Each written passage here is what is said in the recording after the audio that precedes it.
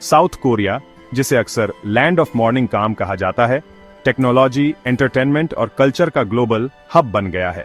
काफी सारे इंडियंस नए मौके और एक्सपीरियंस की तलाश में इस वाइब्रेंट नेशन की तरफ आकर्षित हुए हैं। आईटी और इंजीनियरिंग के स्किल्ड प्रोफेशनल्स से लेकर हायर एजुकेशन पाने वाले स्टूडेंट्स तक इंडियन साउथ कोरियन सोसाइटी के अलग अलग पहलुओं में अपना योगदान देते हैं। लेकिन इस डायनामिक कंट्री में एक चिंताजनक मुद्दा भी है, इंडियंस के खिलाफ प्रेजुडिस। हालांकि ये कुछ एक घटनाओं जितना ज्यादा नहीं है, लेकिन इंडियंस नॉट अलाउड के बोर्ड और सोशल मीडिया पर भेदभाव वाली पोस्ट्स एक परेशान करने वाली सच्चाई को दिखाते हैं। बहुत से साउथ कोरियंस डाइवर्सिटी को अपनाते हैं और हर बैकग्राउंड के लोगों का स्वागत करते हैं।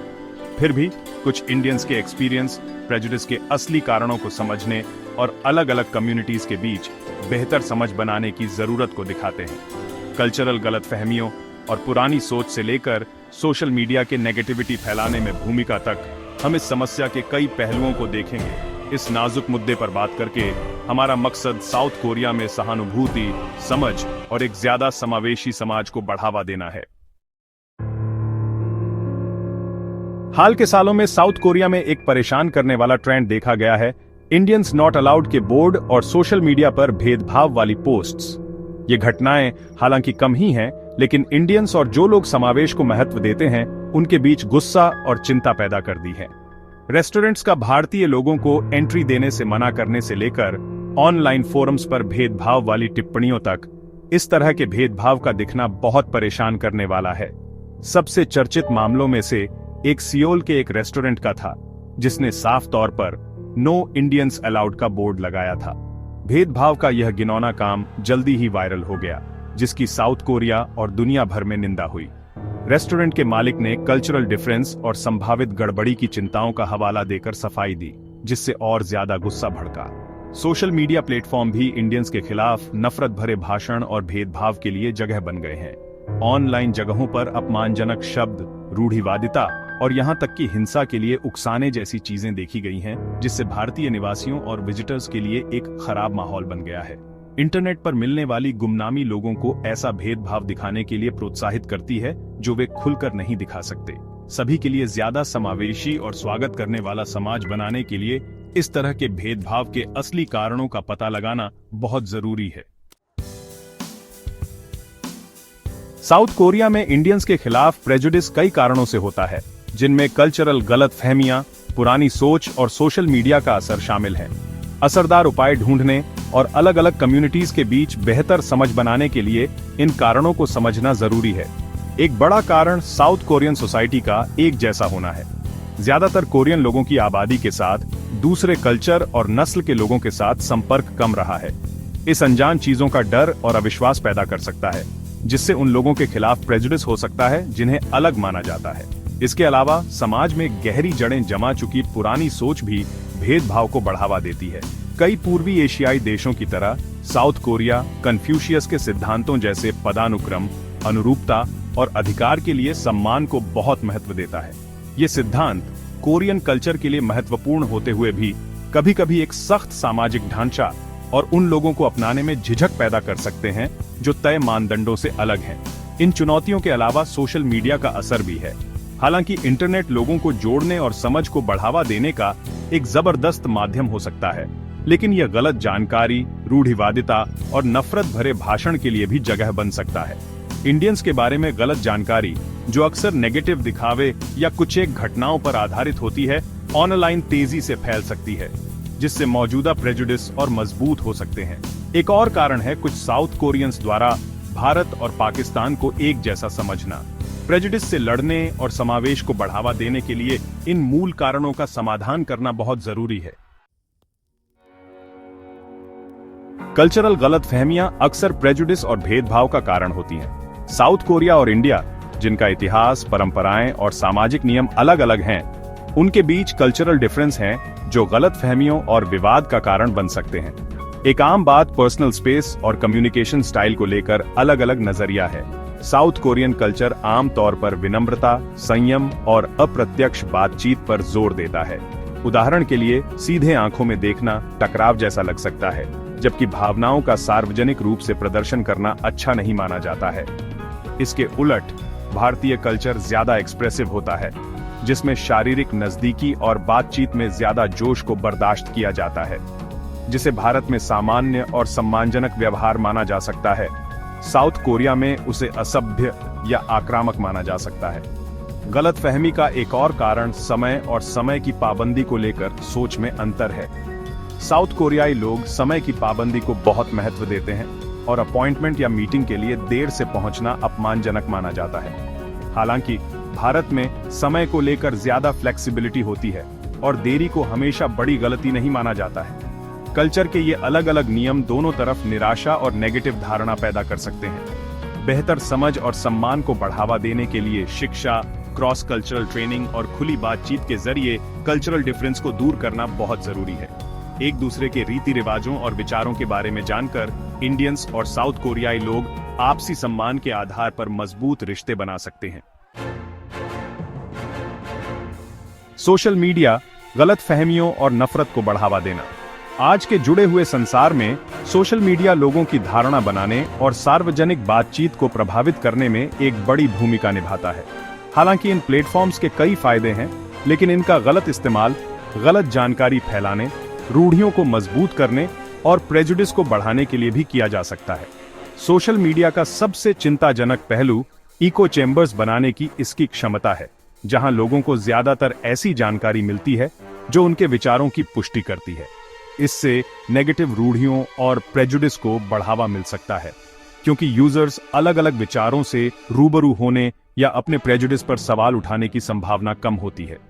इसके अलावा कई सोशल मीडिया प्लेटफॉर्म्स द्वारा दी जाने वाली गुमनामी लोगों को ऐसे विचार व्यक्त करने के लिए प्रोत्साहित करती है जो वे खुलकर व्यक्त नहीं कर सकते। सोशल मीडिया के वायरल होने का मतलब यह भी है कि गलत जानकारी और नेगेटिव चित्रण बहुत तेजी से और दूर तक फैल सकते हैं, जिससे कम समय में बहुत सारे लोग प्रभावित हो सकते हैं। सोशल मीडिया पर प्रेजुडिस और भेदभाव के प्रसार को रोकने के लिए एक बहुआयामी दृष्टिकोण की जरूरत है। कहानियों से परे सांख्यिकीय हकीकत। हालांकि कहानियां और मीडिया रिपोर्ट्स साउथ कोरिया में इंडियंस के अनुभवों के बारे में जानकारी दे सकती हैं, लेकिन स्थिति को पूरी तरह से समझने के लिए सांख्यिकीय हकीकत की जांच करना जरूरी है। डेटा कुछ एक घटनाओं की तुलना में ज्यादा बारीक तस्वीर दिखाता है। आधिकारिक आंकड़ों के अनुसार साउथ कोरिया में 25 लाख से ज्यादा विदेशी रहते हैं, जो कुल आबादी का एक छोटा लेकिन बढ़ता हुआ प्रतिशत है। इसमें से भारतीय समुदाय की संख्या लगभग 15,000 है, जो कुल विदेशी आबादी और कुल साउथ कोरियाई आबादी दोनों का एक बहुत छोटा सा हिस्सा है। भेदभाव और नफरत के अपराधों के आंकड़ों का विश्लेषण करते समय यह ध्यान रखना महत्वपूर्ण है कि ऐसी घटनाओं की रिपोर्ट अक्सर कई कारणों से नहीं की जाती है, जिनमें बदला लेने का डर, भाषा की बाधा और अधिकारियों पर भरोसा न होना शामिल है। इसीलिए उपलब्ध आंकड़े समस्या की पूरी हद तक पता नहीं लगा पाते हैं। हालांकि साउथ कोरिया में इंडियंस के खिलाफ भेदभाव के मामले निश्चित रूप से मौजूद हैं, लेकिन सामान्यकरण से बचना और यह समझना जरूरी है कि ऐसा व्यवहार पूरी साउथ कोरियाई आबादी का प्रतिनिधित्व नहीं करता है। छोटी छोटी नकारात्मक बातें, अनजाने में किया गया भेदभाव और कल्चर के प्रति संवेदनशीलता की कमी अलगाव का माहौल पैदा कर सकती है और अल्पसंख्यकों के लिए पूरी तरह से स्वीकृत और एकीकृत महसूस करना मुश्किल बना सकती है। दूरी को कम करना, आपसी समझ की अपील। कल्चर के बीच की दूरी को कम करने और एक साथ रहने के लिए इंडियंस और साउथ कोरियाई दोनों को मिलकर प्रयास करने की जरूरत है। आपसी समझ, सम्मान और सहानुभूति मजबूत रिश्ते बनाने और प्रेजुडिस को खत्म करने के लिए जरूरी है। साउथ कोरिया में रहने वाले या वहां जाने वाले इंडियंस के लिए कल्चरल डिफरेंस को संवेदनशीलता और सम्मान के साथ समझना जरूरी है। स्थानीय रीति रिवाजों, परंपराओं और सामाजिक शिष्टाचार के बारे में जानने की कोशिश करने से सकारात्मक बातचीत को बढ़ावा मिल सकता है और गलत फहमियों से बचा जा सकता है। इसी तरह साउथ कोरियाई लोग भारतीय संस्कृति के बारे में सीखने और अपनी पुरानी सोच को बदलने के लिए तैयार होकर अपनी भूमिका निभा सकते हैं। भारतीय खाने, संगीत, फिल्मों और साहित्य को जानने से उनके विचारों का दायरा बढ़ सकता है और भारतीय विरासत की समृद्धि और विविधता के लिए सम्मान पैदा हो सकता है। शैक्षणिक संस्थानों, सामुदायिक संगठनों और सरकारी एजेंसियों सभी की अंतर सांस्कृतिक बातचीत और समझ को बढ़ावा देने में भूमिका है। सद्भाव के लिए उपाय और कदम। साउथ कोरिया में इंडियंस के लिए ज्यादा समावेशी और स्वागत करने वाला समाज बनाने के लिए एक बहुआयामी दृष्टिकोण की जरूरत है जो व्यक्तिगत नजरिए और व्यवस्थागत बाधाओं दोनों को दूर करे। यहाँ कुछ ठोस कदम दिए गए हैं जो लोग, समुदाय और संस्थान सद्भाव और समझ को बढ़ावा देने के लिए उठा सकते हैं। 1. सांस्कृतिक आदान प्रदान को बढ़ावा दें। ऐसे कार्यक्रमों को प्रोत्साहित करें और सुविधा प्रदान करें जो साझा अनुभवों के जरिए इंडियंस और साउथ कोरियाई लोगों को एक साथ लाएं। इसमें भाषा विनिमय कार्यक्रम, सांस्कृतिक उत्सव, पाक कला कार्यक्रम और छात्र विनिमय कार्यक्रम शामिल हो सकते हैं। 2. शिक्षित करें और संवेदनशील बनाएं। स्कूल के पाठ्यक्रम, कार्यस्थल कार्यक्रमों और सामुदायिक पहलों में विविधता और समावेश प्रशिक्षण को शामिल करें। रूढ़ियों को दूर करने और समझ को बढ़ावा देने के लिए भारतीय संस्कृति, इतिहास और परंपराओं के बारे में सही जानकारी प्रदान करें। 3. भेदभाव विरोधी कानूनों और उनके प्रवर्तन को मजबूत करें। मौजूदा कानूनों की समीक्षा करें ताकि यह सुनिश्चित हो सके कि वे नस्ल, जातीयता या राष्ट्रीय मूल के आधार पर नफरत के अपराधों और भेदभाव को पर्याप्त रूप से संबोधित करते हैं। सुनिश्चित करें कि कानून प्रवर्तन एजेंसियां ऐसे मामलों को संवेदनशीलता और प्रभावी ढंग से संभालने के लिए उचित रूप से प्रशिक्षित हैं। 4. प्रवासी एकीकरण का समर्थन करें। भारतीय प्रवासियों को साउथ कोरियाई समाज में एकीकृत होने में मदद करने के लिए संसाधन और सहायता सेवाएं प्रदान करें, जिनमें भाषा की कक्षाएं, नौकरी प्रशिक्षण और कल्चरल डिफरेंस को समझने में सहायता शामिल है। 5. सकारात्मक प्रतिनिधित्व को बढ़ावा दें। मीडिया आउटलेट्स को साउथ कोरिया में भारतीय समुदाय की सकारात्मक कहानियों और रोल मॉडल को दिखाने के लिए प्रोत्साहित करें। नकारात्मक रूढ़ियों को चुनौती दें और संतुलित और सटीक चित्रण को बढ़ावा दें। जिम्मेदार सोशल मीडिया यूज को बढ़ावा दें। सोशल मीडिया प्लेटफॉर्म्स को नफरत भरे भाषण और ऑनलाइन उत्पीड़न के खिलाफ सख्त नीतियां लागू करने के लिए प्रोत्साहित करें। निष्कर्ष, सम्मान और समावेश को बढ़ावा देना। साउथ कोरिया में इंडियंस के खिलाफ प्रेजुडिस की मौजूदगी हालांकि चिंताजनक है, लेकिन इन दोनों जीवंत संस्कृतियों के बीच के रिश्ते को परिभाषित नहीं करती है। मुद्दे को स्वीकार करके, इसके मूल कारणों को समझकर और इसे दूर करने के लिए सक्रिय कदम उठाकर इंडियंस और साउथ कोरियाई दोनों मिलकर ज्यादा समावेशी और सामंजस्यपूर्ण समाज बना सकते हैं। कल्चरल आदान प्रदान, शिक्षा, खुली बातचीत और सम्मान और समझ के प्रति साझा प्रतिबद्धता दूरी को कम करने के लिए जरूरी है। विविधता को अपनाकर और अलग अलग संस्कृतियों द्वारा लाई गई समृद्धि का जश्न मनाकर साउथ कोरिया सभी के लिए वास्तव में स्वागत करने वाला और समावेशी देश बन सकता है।